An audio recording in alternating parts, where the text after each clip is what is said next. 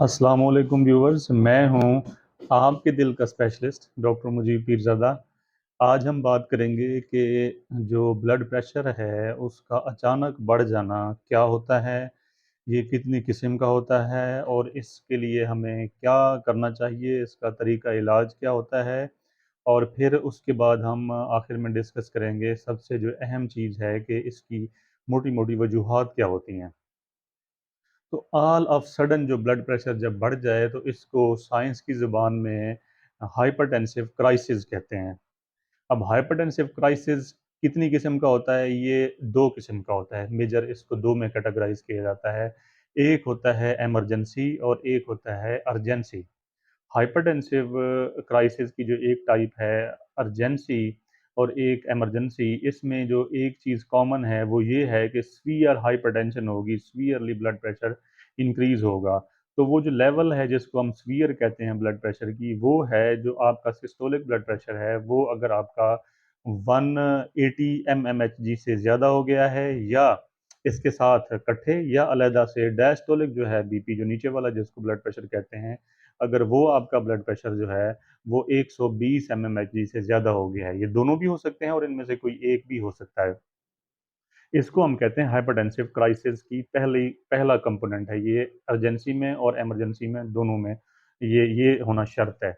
अच्छा, उसके बाद जो इन दोनों को कैटेगराइज करती है, एक चीज़ जो ऐड होती है वो ये होती है कि इसके साथ मरीज को और क्या मसाइल हैं। एक तो ब्लड प्रेशर शूट किया हुआ है, बढ़ा हुआ है, इसके साथ मसाइल क्या हैं जिसको हम साइंस की जुबान में कहते हैं कि एंड ऑर्गन डैमेज को हम देखते हैं। वो मरीज आता है, उसकी हम उसका ब्लड प्रेशर चेक किया, उसकी हिस्ट्री ली और उसकी अलामात किससे हम इसको कैटेगराइज करते हैं कि ये इमरजेंसी है या अर्जेंसी है। ये कैटेगराइज करना बड़ा इंपॉर्टेंट है, क्योंकि इसके बेस पे ही ट्रीटमेंट जो है ना वो हमने डिसाइड करनी होती है कि अब हमने इसको कितना जल्दी और कहाँ पे इसको जो है ना, क्या इसको एडमिट करना है या घर भेज के इसका इलाज करना है। तो जो इमरजेंसी होती है उसमें सीवियर हाइपरटेंशन होगी, वही मतलब 120 नीचे वाला या ऊपर वाला 180 से ज़्यादा ब्लड प्रेशर होगा।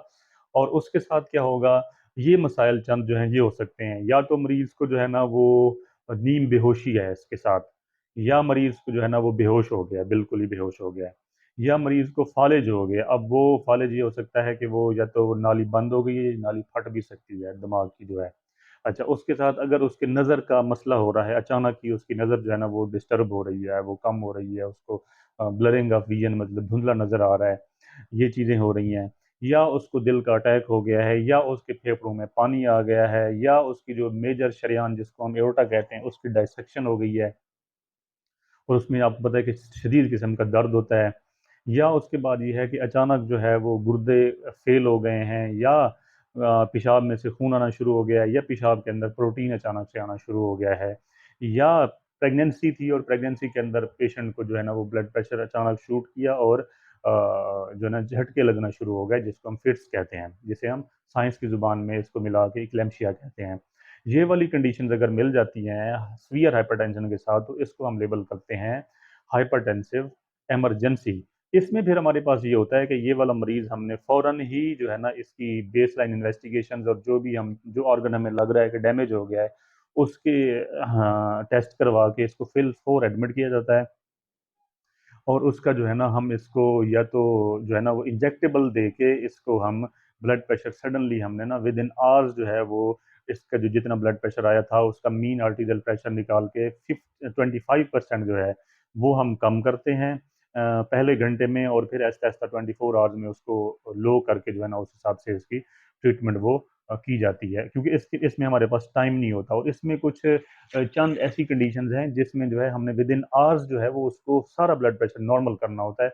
वो दो चार ऐसी हैं, जिस तरह मैंने बताया कि एओर्टिक डायसेक्शन जो मेन शरेयान दिल से निकलती है जिसको बड़ी शरेयान कहते हैं और पूरे जिस्म को जो है ना वो सप्लाई करती है, वो अगर डायसेक्शन हो जाती है तो हमें जो है ना उसमें हार्ट रेट भी और ब्लड प्रेशर भी विद इन आवर्स जो है ना उसको कम करना है हमने। और अगर मरीज को जो है वो इसके अलावा इक्लेम्शिया हो गया है, इसको इसके अलावा जो है ना मरीज़ को कोई 2-4 और भी मसाइल हैं इसमें जो है ना, वो अगर हो जाते हैं तो उसमें भी हमने विद इन आवर्स इसको जो है ना वो कंट्रोल करना होता है।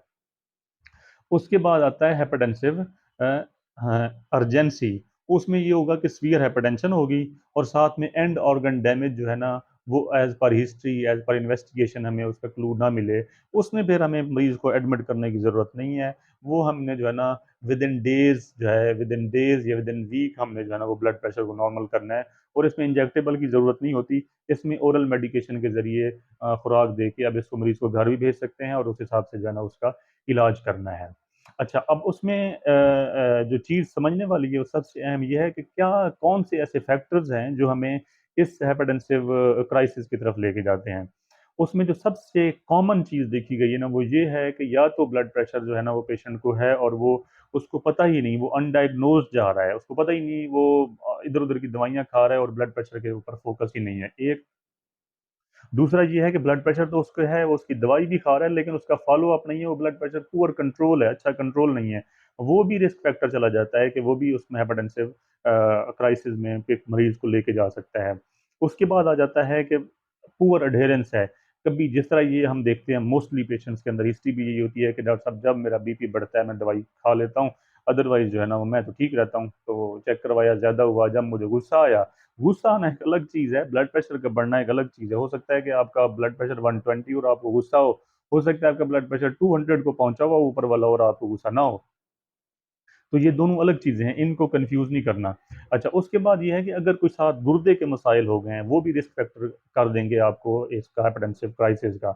उसके बाद होता है कि फ़ालिज का हो जाना, फ़ालिज हाइपरटेंशन हाइपरटेंसिव क्राइसिस की वजह से भी हो सकता है, और फ़ालिज की वजह से भी जो है ना वो हाइपरटेंसिव क्राइसिस हो सकता है। ये दोनों एक-दूसरे को जो है ना वो प्रेसिपिटेट कर सकते हैं।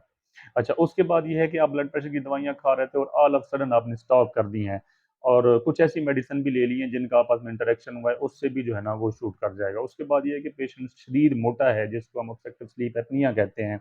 दिन के टाइम बार-बार वो सोता रहता है, रात को नींद नहीं आती, साँस उखड़ता है, उठ के बैठा रहता है, उसमें भी ये हो सकता है। फिर एक फियोक्रोमोसाइटोमा होता है, एक जो है ना वो बच्चों के अंदर एक डिज़ीज़ होती है जिसके अंदर जो है ना वो एपिसोडिक हाइपरटेंशन होती है, वो भी एक रिस्क फैक्टर होता है, उसमें भी ये चला जाता है। और फिर प्री इक्लैम्सिया होता है कि हमल के दौरान अगर ब्लड प्रेशर बढ़ जाए तो वो भी रिस्क पे चला जाता है कि हाइपरटेंसिव क्राइसिस कर देगा एक पेशेंट को ना।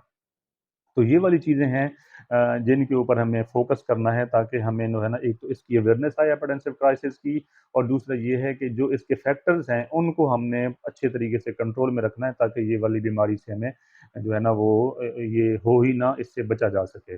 उम्मीद करता हूँ ये वाली वीडियो आपके लिए बड़ी मालूमाती होगी। आखिर में मेरा वही पैगाम कि आप अपना ख्याल रखिए, अपने करीबी लोगों का ख्याल रखिए, और सबसे पहले सेहत। अस्सलामु अलैकुम।